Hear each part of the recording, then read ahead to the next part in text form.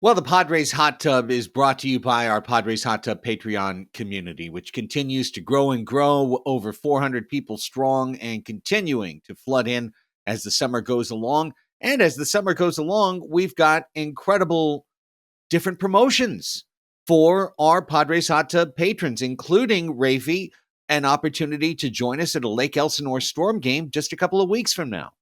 That's right. On June 15th, Padres Hot Tub will be going to see the Lake Elsinore Storm.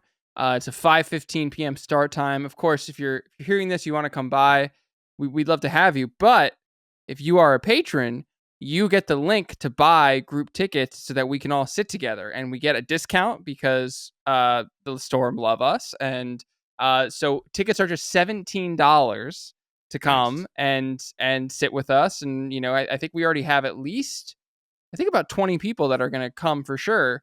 And I'm hoping we can get more, and I'm hoping we'll have some non-patron folks who show up. But we'd obviously love to have you sit with us, and that's a perk that's exclusive to our patrons. So we'll hope you'll come support us. $17, $1 for each year of Leo DeVries on God's green earth. That's what that price was set at. So that's just one thing that's happening. Here's another thing that's happening as we head into summer. One of the best places to find Padres tickets is on the Padres Hot Tub Patreon Discord ticket marketplace. Kind of on the regular, pretty much at least once a homestand. I'm personally offering my season tickets to big patrons, people who come in at the $12 and above level, just for free. Hey, my 3 tickets, they're yours. Who wants them? Today I opened it up to everyone for a Memorial Day ticket. It's occasionally we open it up to everyone, but also patrons are helping one another, saying, hey, I've got 2 tickets. I want to sell them at cost. I can't go to this game. Who wants them? Let's get a Padre fan in that seat. So check it out for yourself. The Discord is more than worth the $5 a month. Higher levels bring you even higher benefits. So go to patreon.com/Padres Hot Tub. Check it out and see what level's right for you.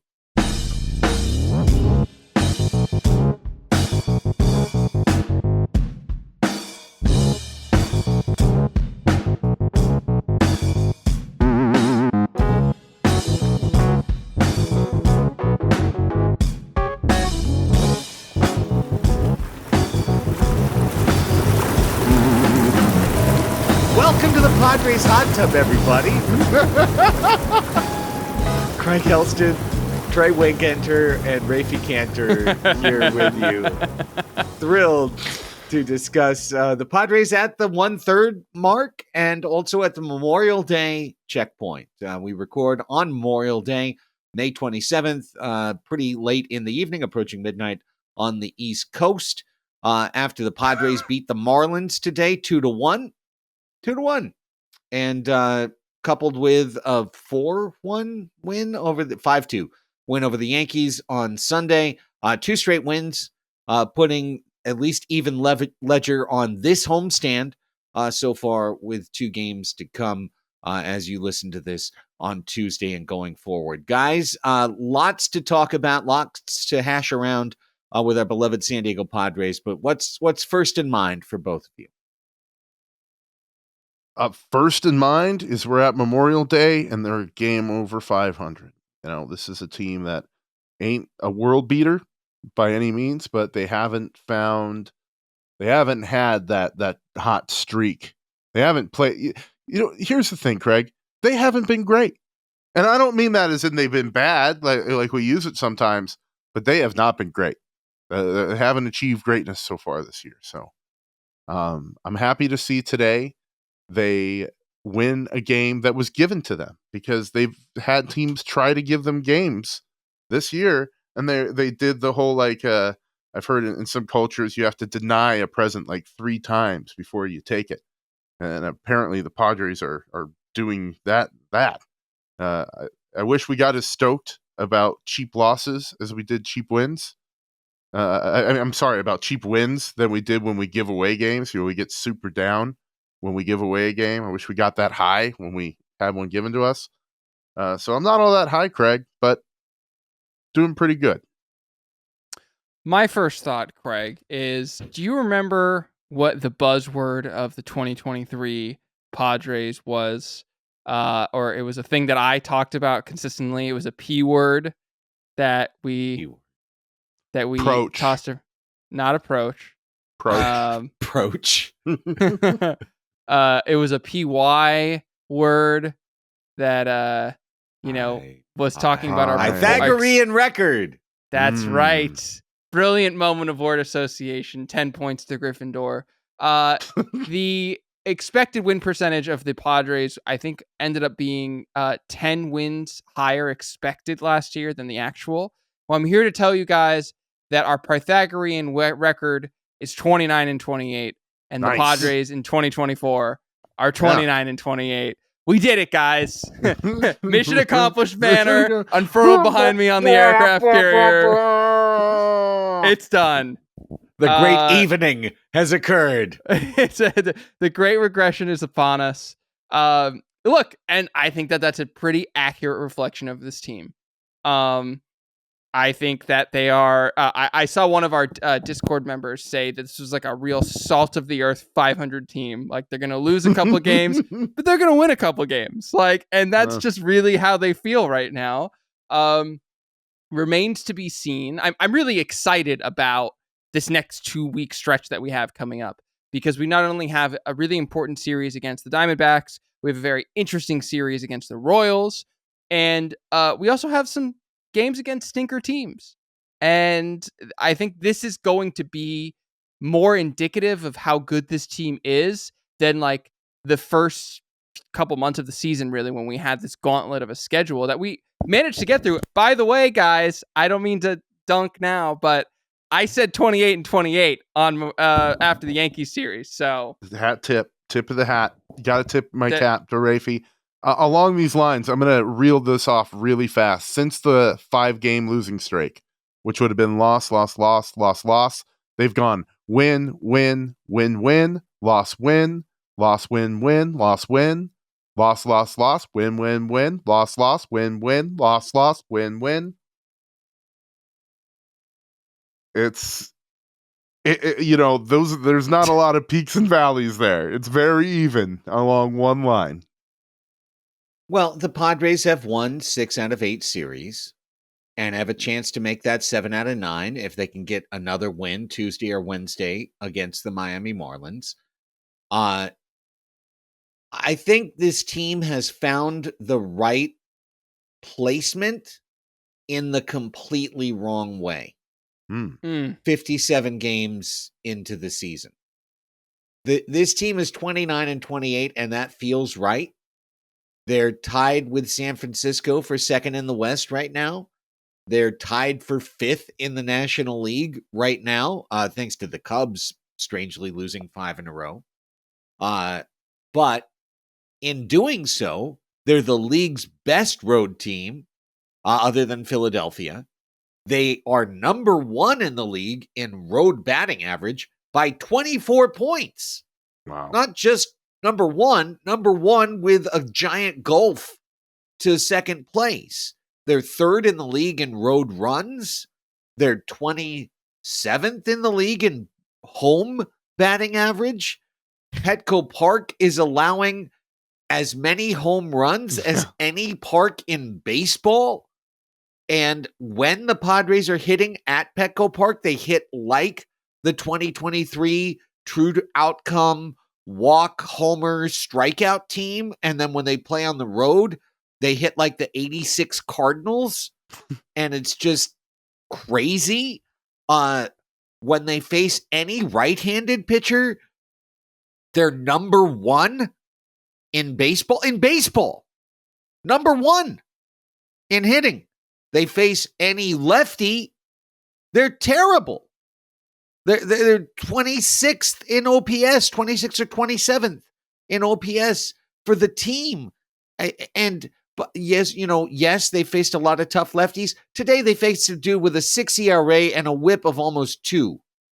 And he pitched through 6 innings, 1 run.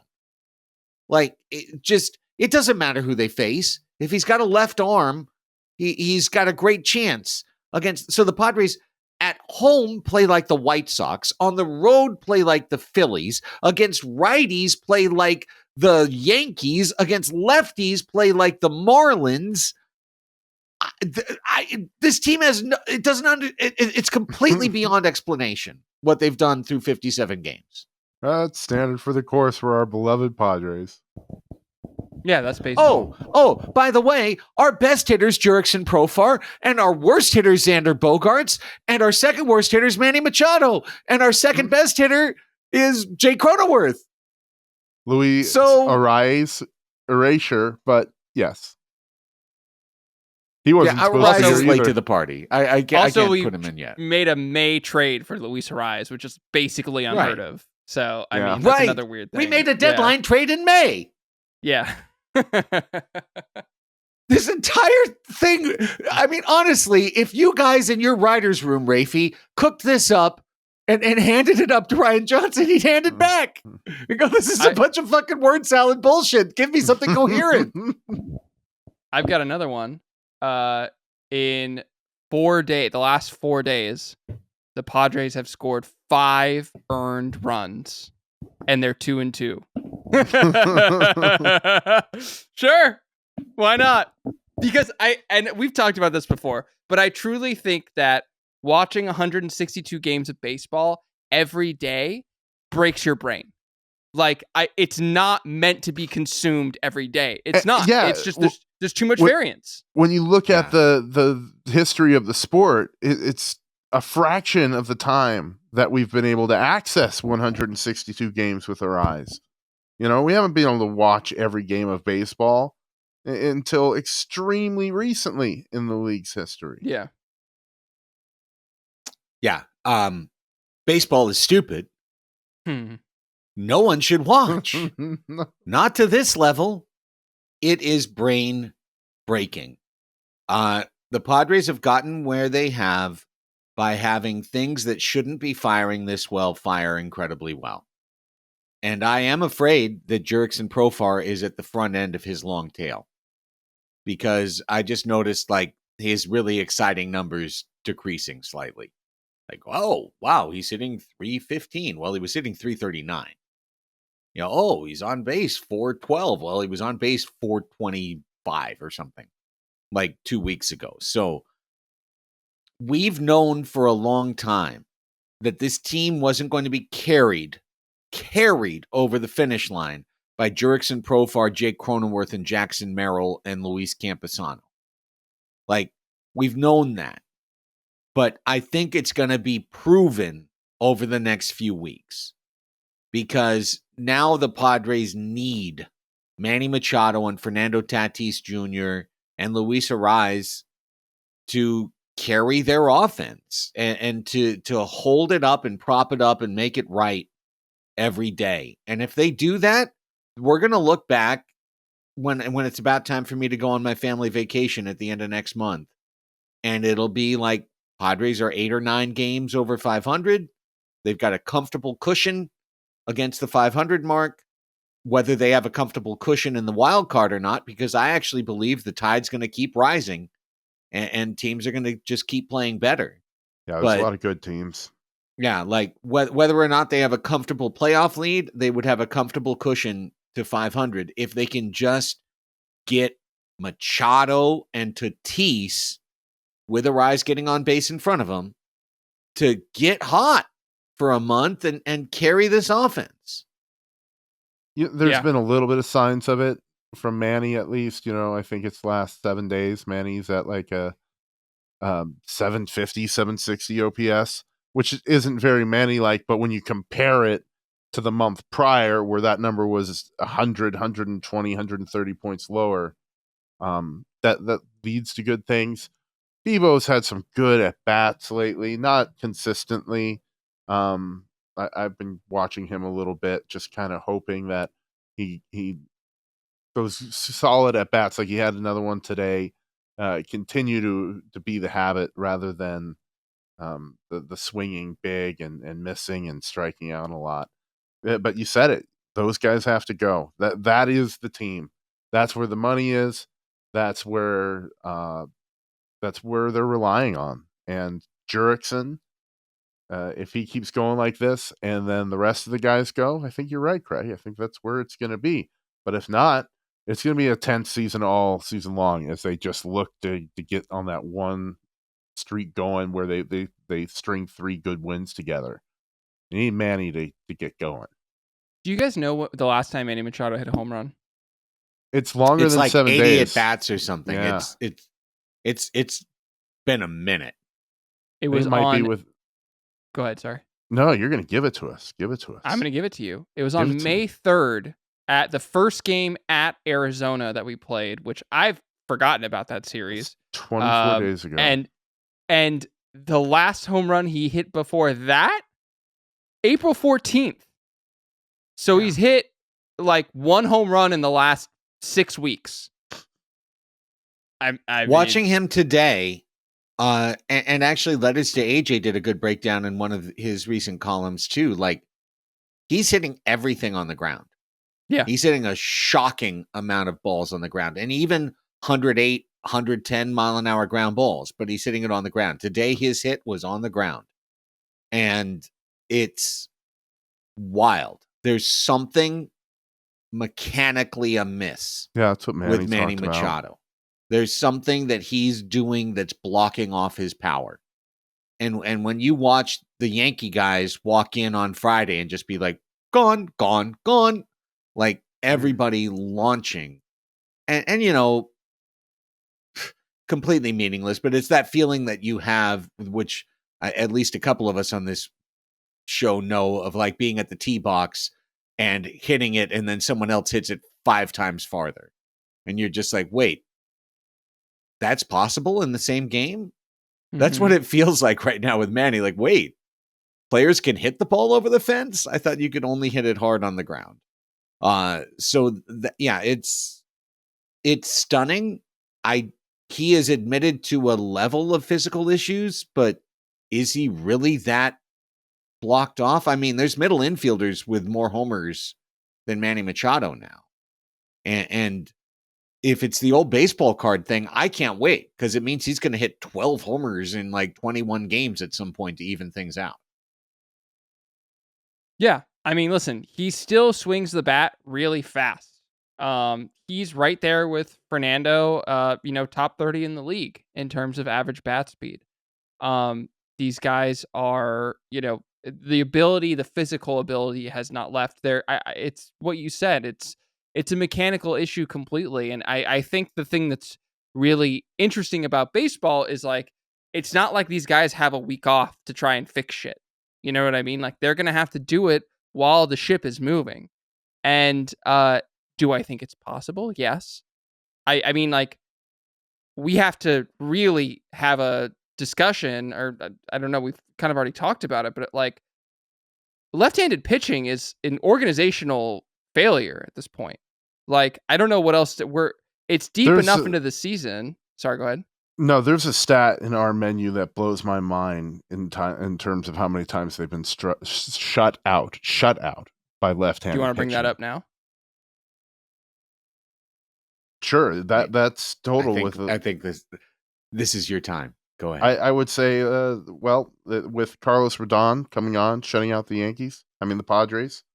They've now been shut out 5 times in 6 appearances against left-handed pitchers, and barely avoided it again today. Barely. Correct. And I think that we have a lot to be impressed about in terms of this team. I think that the aggressiveness has been good for the team overall.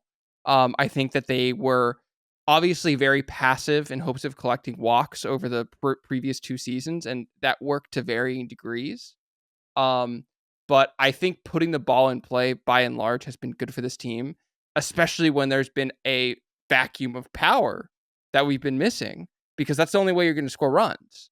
I don't know. I mean, like, I think I opened up a can of worms with the left-handed thing. I'm sorry for bringing that up now, but it's concerning. It's just, I'm concerned. The concernometer, is at a 6.5 against left-handed pitching. And in a way, I think that this series against the Marlins it's almost like they have to smoke the whole pack of cigarettes against lefties, sort of thing. like they're gonna have to face 2 more lefties, and they totally got away with one today. And so that buys them some breathing room to try and fix some shit. So that's just, we're in the fix some shit phase of the season, I guess is what I'm trying to say. Absolutely they are. And I've tried to figure this out, Rafe, for a while. And unfortunately, I was waiting for the Pods Above Replacement episode to tell me what the problem was so that I could just copy Not coming. But didn't happen. Yeah, bullying does not work here, Craig. We're too busy right now. Come back in like 6 weeks. That's fair. But one thing that I found interesting, I did this on the show on Friday. And it's something that, like, I went through all the numbers and just compared V right, V left, like what's different for the Padres. And then I was encouraged yesterday to hear Scan on the radio not say the same thing, but say things of the same theme. And to then see Padre players say things of the same theme, which is that they're just not hitting the same way. It's not just that they're not hitting against lefties, they're not hitting the same way against lefties. Here's some examples for you. We mentioned the Padres against righties are number 1 in batting average, number 27 against lefties, 5th in runs against righties, 24th in runs against lefties. They're 17th in homers against righties, 14th against lefties. They're 22nd in strikeouts against righties, 19th against lefties, striking out more against lefties. They're number 1 in the league in double plays against righties, 16th against lefties. They're 19th in walks against righties, but 8th against lefties. And that's what I was talking about earlier in terms of they are swinging more as a walk, strikeout, homer club against left-handed pitching, which to me is overdoing it. And against righties, they have adopted that line drive, contact-based, fewer walks, fewer strikeouts, more balls in play. So yes, more double plays and fewer home runs, but lead the league in hits, and that's the identity of the team that we seem to have seen offensively. But that identity is completely different when they play left-handed starters. And whether what I don't know, Raphie, what we can't know 57 games in, is there any signal here? Or is this just complete noise? And in between the amalgam of the two things, you get the true identity of the team's offense. Well, I'm gonna take your big sample size and I'm gonna make it even smaller because it fits my narrative. But here is because we were gonna talk about Fernando Tatis at some point on the show, and I pulled his splits against lefties this season, and he's averaging 170 against lefties.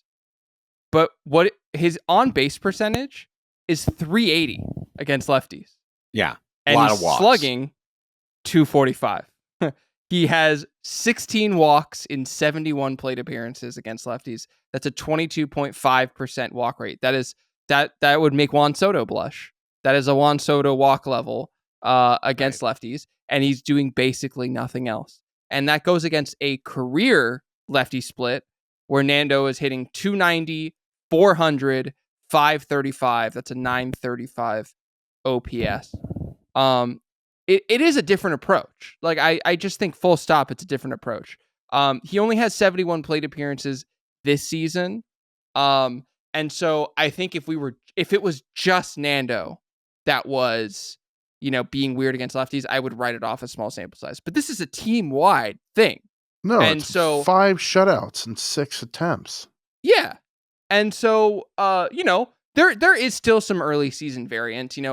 This is the second time we're shouting them out, but we love them on the show. Letters to AJ wrote a great article that just came out yesterday that's all about kind of a season check-in. And one of the things that they've just talked about is just it's still kind of a little bit early for some of the statistical stuff.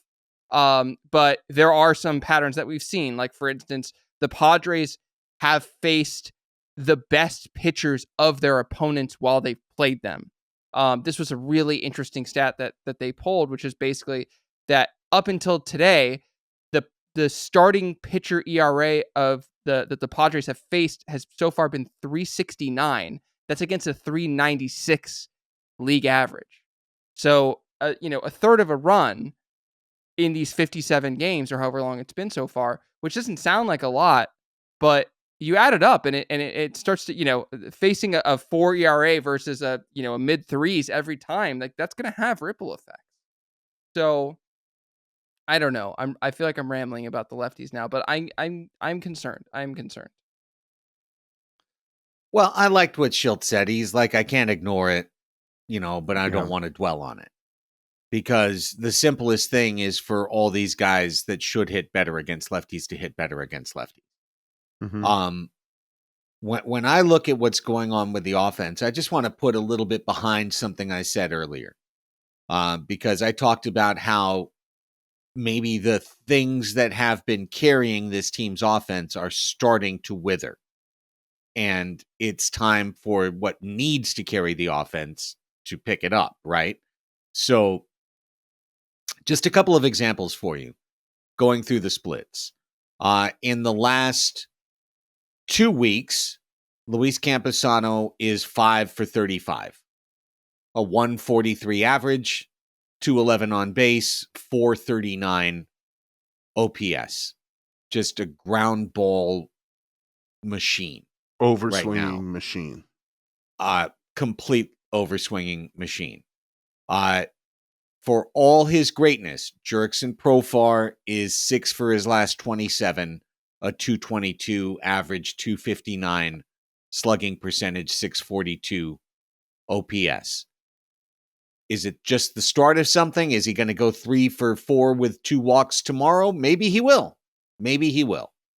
Or maybe it's the beginning of the sell trend for Jurickson Profar. Jackson Merrill is 5 for his last 26, a 192 average with no walks. He's hitting 192, 192, 192 over the last 7 days. Jake Cronenworth over the last 2 weeks is hitting 225 with a 291 on base percentage. And of course, you mentioned Fernando. Fernando is getting worse week by week. And it really looked like 3 or 4 weeks ago that he was just unlucky. And he was saying those things too, like, hey, when one came in for Cronenworth or he had a swinging bunt, he was like, hey, finally it's coming around our way. And so you really see it in his numbers. For the last month, he's hitting 245, 333, 378 for a 711 OPS.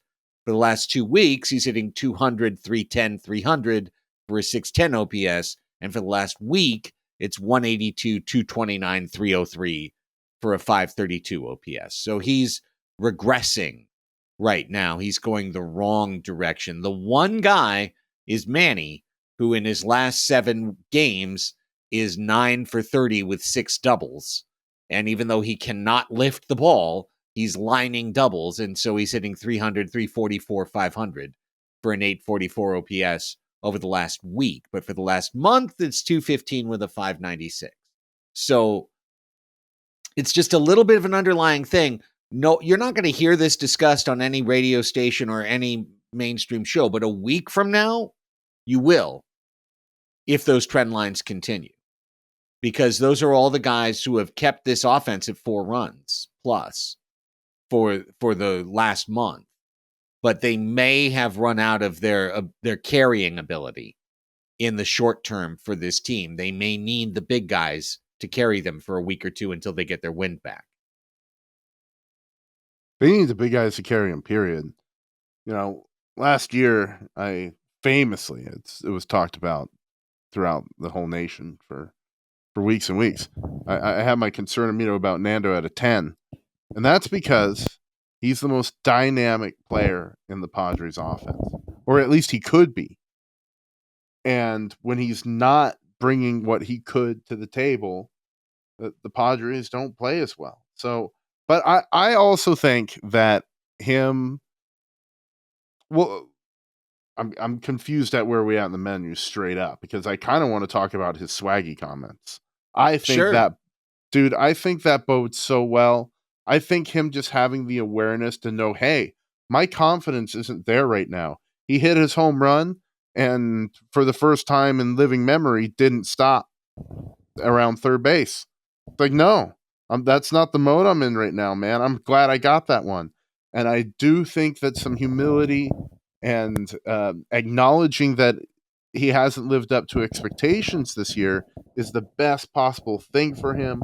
I do think he has taken, in the past 3 days, some really good at bats that eventually, when tied with his approach being solid, him being focused at the plate, with the natural gifts that he has with his swing, will lead to results.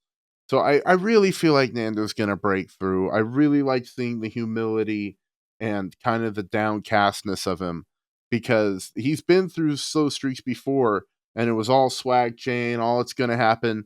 Manny Machado has the whole attitude of, I'm Manny effing Machado, and if I'm bad right now, it's going to work out. And that might be what he needs, but Nando's a completely different guy. And I think he might need this touching of grass, coming back down to earth, for him to crank it up to the next level this year. Yeah. I mean, listen, he's got like a 717 OPS in April and a 709 OPS in May. And it's concerning, but also like he's one of the few players where like you can look at him and be like, he kind of looks like bored in some way, like that there's like that he just, there's just nothing, there's no spark there like he used to have. And to me, like that's something that can come back. And that's like, I think that's an overarching thing about this team that I talked about this on the Discord yesterday, of like, it feels like a lot of the issues with the team are either mental or approach. And like those are fixable. It's not like they're just bad, or that like 500 is their ceiling. Like I think there's a better than 500 team. It's somewhere in here when they're firing on all cylinders, 100%. And there's almost an approach and getting out of their own way of it all that that needs to change, and I think it will. And I think getting a little bit into the dog days of summer, playing some easier opponents, frankly, which like I know like we can talk about the Rockies until the cows come home, and like I get it, like those were missed opportunities, but like those were again, islands in a vast sea of difficult opponents. When they're continually playing 4th, 5th place teams, like they have to have a different mentality. And I'm just saying that I think that this is going to be a very informative 2 weeks. Well, I agree. I think we're gonna. I think this next month shapes everything else that's to come, and not only in the most obvious way of we're going to go from 57 to 70 games or whatever, or 77 games, but I'd really like to look at the first third of the season and say, good on you, Padres. You played a really hard schedule. You played a ton of tough teams. You saw way over your share of plus pitching in that period of time. You lost Xander Bogaerts. Machado was not himself. Tatis was not himself almost the whole time. And you emerged from that a game over 500 in a playoff position, as it stands now, and you're neither buried nor have you buried anybody, within your pursue pack of teams. That could be a really good result for this club. If we look a month from now and they're a game over 500, I think we're in really, really big trouble. Like big trouble. Like this team can't just keep floating along and praying for the cut line to be 81, 82, 83 wins for the playoffs. Like the bar is going to go up. The Giants have won 8 out of 10. I know it, somebody called our show the other day, just like ripping me during a break because I said I thought the Diamondbacks and Giants would both play better as the year went on, because the Giants are going to get a version of Blake Snell that's effective. They're going to get Robbie Ray back. The Diamondbacks are going to get Eduardo Rodriguez. at some point they're going, those are left-handed starters added to the division to try and defeat us. And I think I don't think you can sleep on those teams and just go, oh, they're just going to suck all year, so we don't have to worry. It's just an easy path. I don't believe that's the case. So when you have the Marlins twice, when you've got some of the games that are coming up, you've got a series against Oakland, etc. This is a real opportunity to set a standard of play. But if we do what we did in the summer of 21, the summer of 22, and the summer of 23, which is take a 30-game ripe stretch and go 15-15 through it, then nothing is going to happen here for this club. Yeah. And just to piggyback on what you were saying about good on you, Pods, for staying in it. I just want to say there were some teams at the beginning of the year, the Reds, the Mets, that were not considered favorites to make the playoffs, but were bubble teams. They had a shot. They're out of it now. The Reds are not going to make the playoffs. I feel very confident in saying that. The Mets are not going to make the playoffs, and that easily could have been the Padres. The Diamondbacks playoff odds have decreased about 10% since the season started. Ours have increased 17% just by staying 500 and by staying in the thick of it. Because weren't the Padres at around a third when the season started? Preseason, weren't they basically 33%, 32%? They were 40% when, according to Fangraphs, right when the season started. And so, they dropped off very quickly at the beginning and then shot back up. But yeah, it was about 40%. But they're at 57% right now. Well, to me, that speaks that they've outperformed what they were expected to do. Yeah, exactly. 100%. And also taking into account some of the other fluctuations around the league. But also, like you were saying earlier in the show, Craig, right now, the wild card standings, the Padres are tied with the Giants for second in the NL, but there are 7 teams that are within 2.5 games of each other. It's wide open. Anything can happen. And if the Padres don't go on that stretch that you're talking about, someone else is going to, because it's baseball. So 100%. Someone's got one of those teams in the pack has got an 18-5 in them somewhere. And that team is going to secure a wild card spot. And so it's about taking advantage of these times. So we'll see. Couldn't agree more. The Yankees series, I don't think was super revelatory. No. Aaron Judge is ridiculous. I wish we had signed him. My God. They did their best. They tried. He was never going to do it. But either one of the two guys we tried to pursue would have been such a better investment. It sucks, but Turner keeps breaking down. I'd still rather have him than Xander Bogaerts. What do you mean? Xander's he's an Iron Man. He's playing. Oh, tough one. Juan Soto, whatever. I didn't think I was going to hate that as much as I did. Honestly, I thought I'd be better than hating watching Juan Soto do as good as he did, but I did. I hated it. What are you? He's a great player. Yep. That's why I was so thrilled to have him come. There's no difference. He put up 6 F4 last year for the Padres, and I feel like it's the most pissed on 6 F4 it really is. Anyone's ever put up. For sure. 100%. Really I looked it up. I looked it up before he came, and I was like, he put up 6 WAR last year? That's crazy. He was such a disappointment. Yeah, no, of course. Of course. Yeah. They missed the playoffs. That's what matters the most. But still. He played every game. Yeah, 162. It's this idea of this retcon of well, we got bad Juan Soto. It's bad Juan Soto is 6 wins. Right. I just don't know. Well, that's the shit part is that he is bad Juan Soto. So when he puts up 9.5 wins for the Yankees this year, you're like, oh, what was our extra 4.5 wins? The worst was the good right field defense at Petco Park. Yeah. He looked really good. I'm he never did that for us. Okay. Yeah. Jerk. really what I've seen so far in this homestand is the same thing. This team is struggling like mad to score at home. They just are spinning their wheels. They're squeezing the bat into sawdust. Being at today's Memorial Day win, it was so aggravating. I literally threw up my hands at the end of the 6th inning and shouted to the heavens, why do I root for this team?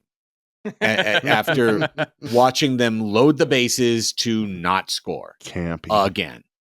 And leadoff double doesn't score. And the other day, leadoff triple doesn't score. And just what the fuck happened to every at-bats a situation? Every situation situational. Our situational hitting has gone in the absolute shitter at home. On the road, it's pretty good. At home, it's as bad as it can possibly be. It's unbelievable.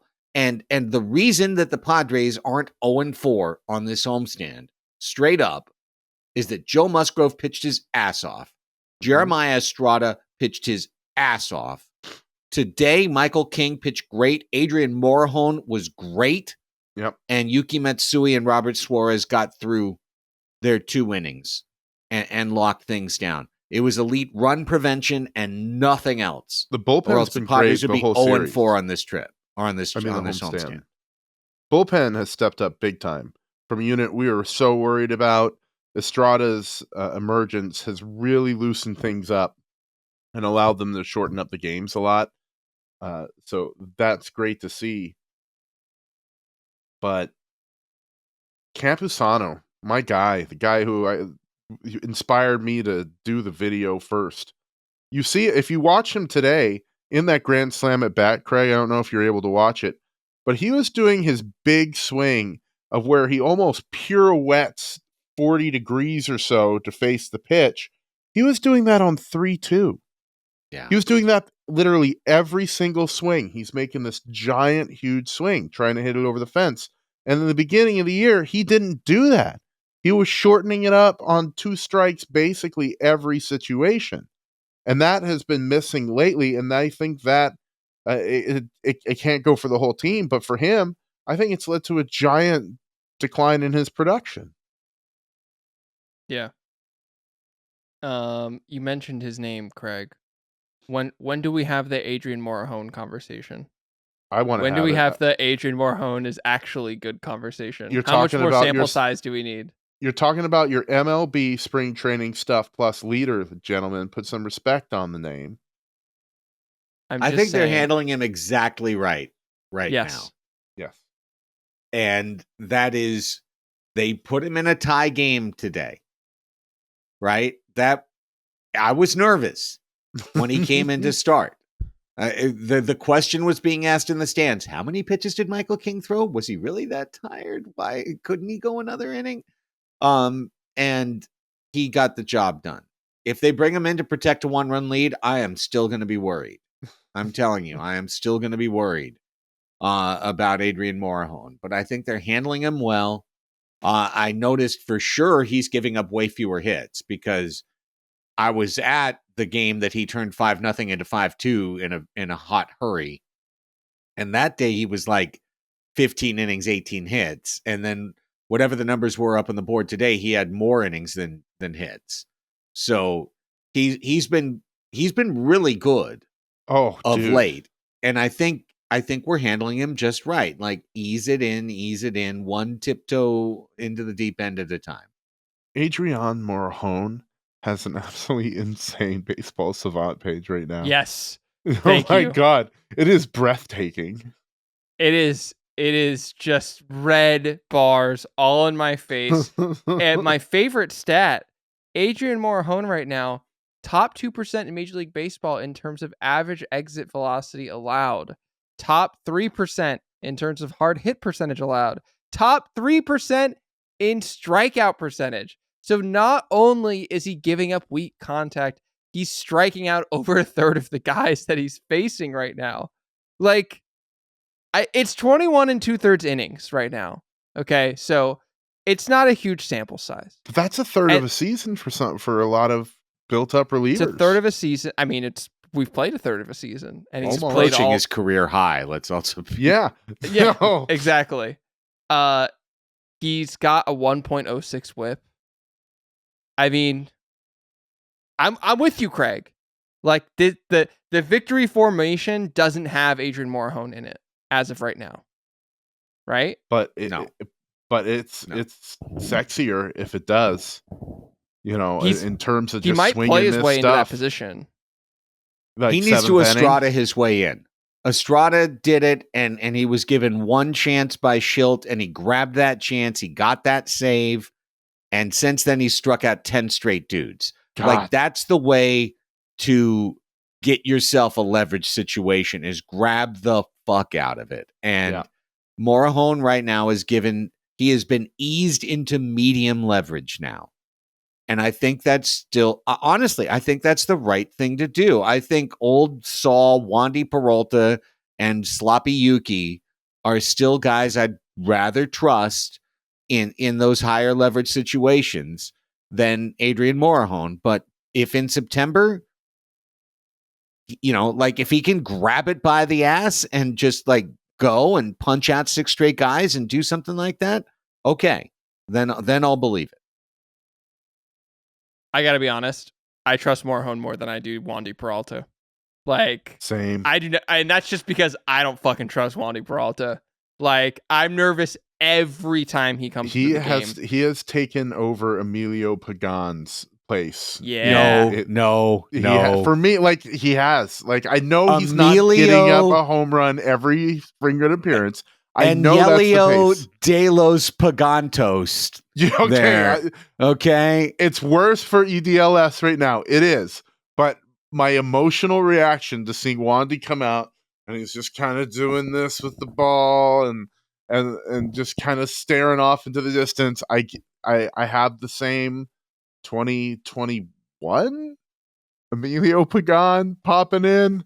Oh no, what's about to happen? And earlier in the year, Mike Schilt got very testy at a press conference and he used Wandy Peralta's propensity to initiate ground balls as reasoning for why he put him in, and he's been doing that a ton lately. He has been getting out of innings with ground balls a lot. So, but I'm with Raphie. Like, I have the same emotional reaction to that particular gentleman. I felt good when Morejon came in today. I was worried. I was like, did Michael King get hurt? Because it did seem a little early considering how late some guys have gone and how he's gone so far this year. But I was happy to see Morejon. Well, he was terrific. There's no question about it. And if he keeps going, he'll move his way up. I kind of feel like that's what I've got from the homestand so far. Today was an absolute gift. Thank you for being the worst shortstop in baseball, Tim Anderson. I mean, the game would still be going, or the Marlins would have won by now if Tim Anderson isn't just going to boot every routine ball up the middle and just be. I mean, he's ass in every single way possible. He's got 0 homers for the season. He's hitting 200, and he's playing the worst defense possible. So, other Dude than was that, an MVP amazing. candidate. I think Jose Ramirez broke him.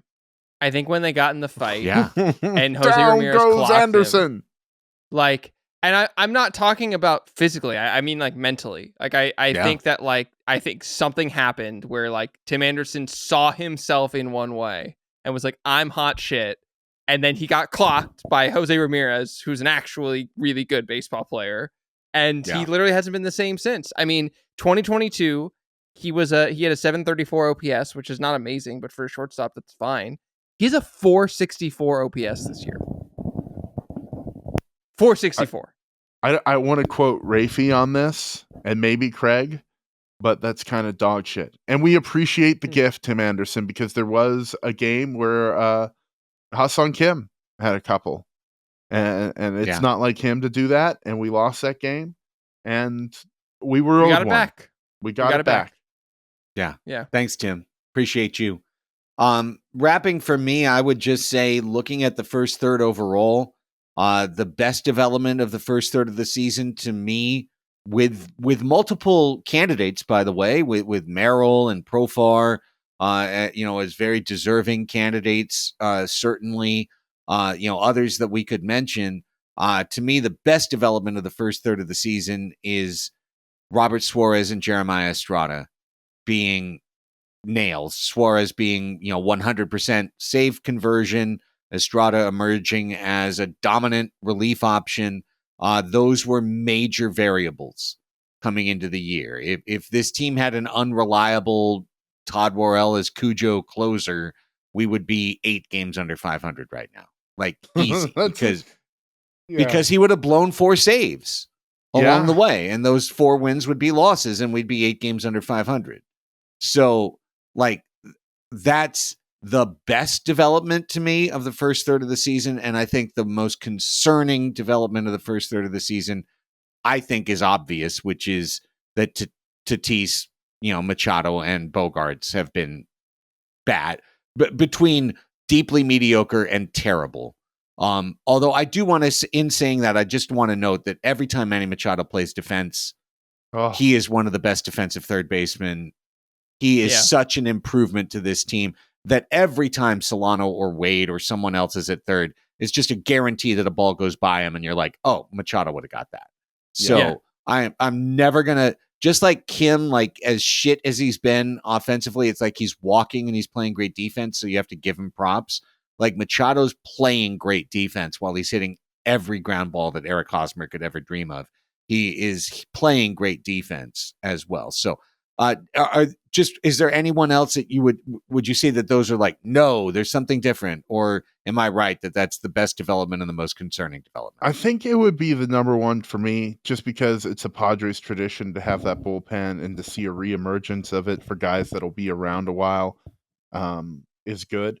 But just to throw up 2 other ones for me, the trade to get Luis Ariz, with the Xander going down, like how much more deft and brilliant does that move look? Just as far as we put together a deep roster, but having that guy at the top getting on base has been huge. Even in the games that it's been tight, it's been huge.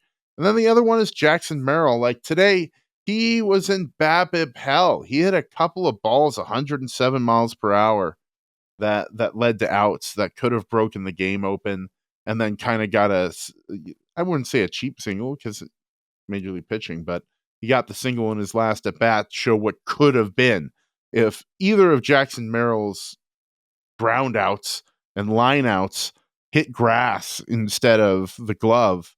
The game's 4-1. So I felt very comfortable with him at the plate in those situations. I'm like, hey, this may not be the guy on the team, the number one guy on the team that I want up in this moment, but I'm happy with him up in this moment. And he's shown a solid approach in each at bat, and luck wasn't with him. But having that guy in center field is huge to the lineup and huge for the Padres going forward. Yeah. 780 expected batting average on that bases loaded, The 2 out line out in the 6th inning. Yeah, it was just he right. Smoked it. It was just too high. He smoked it. Yeah, that was a hang with him. I'll add, because Craig, you're right. Those are I think the top line things. I don't think those are really arguable in terms of best and most concerning. I'll add a second tier underneath that. In terms of in the plus column, I think Matt Waldron being a viable starter is like a sneaky, incredible development for this team. Because if you think about it, he is like the watcher on the wall in terms of depth for this organization. Because who's behind him? Truly, he's there till he dies. Wait, what's the? I think I was thinking more in like a Colonel Jessup, like, you want me on that wall, you need me on that wall, like that sort of thing. Like, you might not like watching Matt Waldron start, but you need Matt Waldron to be a 5th starter and throwing those fucking knuckleballs, because what's underneath? Like, it's Johnny Brito, it's Randy Vasquez, or it's taking a shot on fucking Adam Mazur, or like one of those guys. Or fucking 4 feet of feces to Jay Groom. Yes, exactly.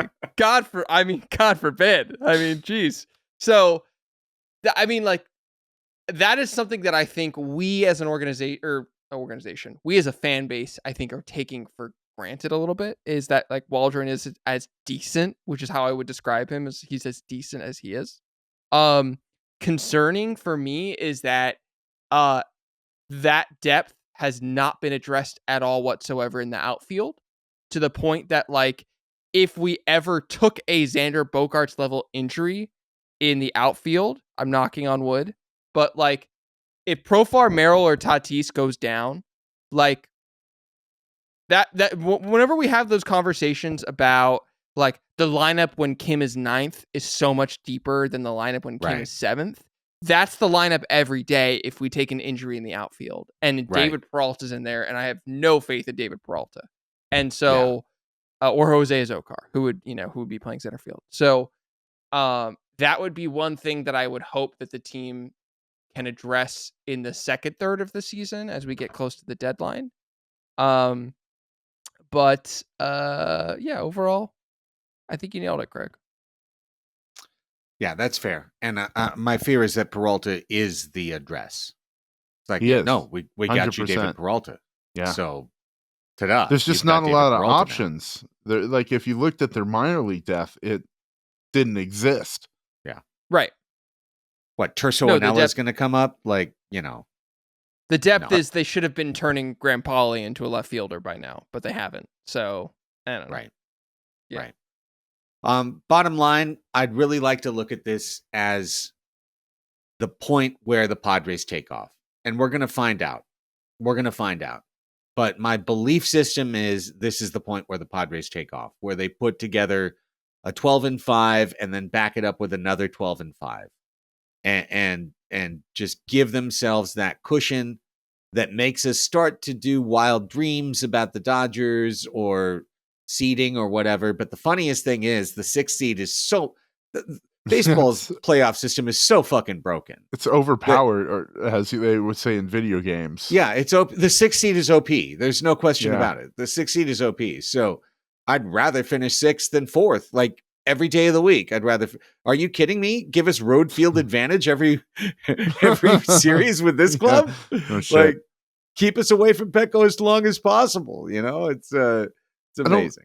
We didn't talk about it quite as much. We touched on it, but seeing Joe Musgrove come back was huge, because I think a key to those 12-5s, Craig, is the starting pitching up to its potential, and it's been exactly average.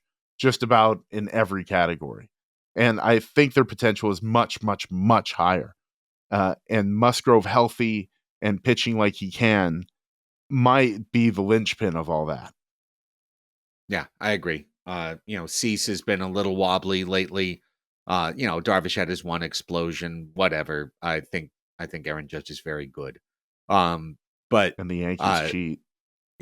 Yeah. What's up with those Yankees? Who cares? Cheating. But yeah, no, I agree with you. I think we have to be a run prevention team. Clean defense, good starting pitching, not giving up homers at home. Like, just so many home runs allowed at home.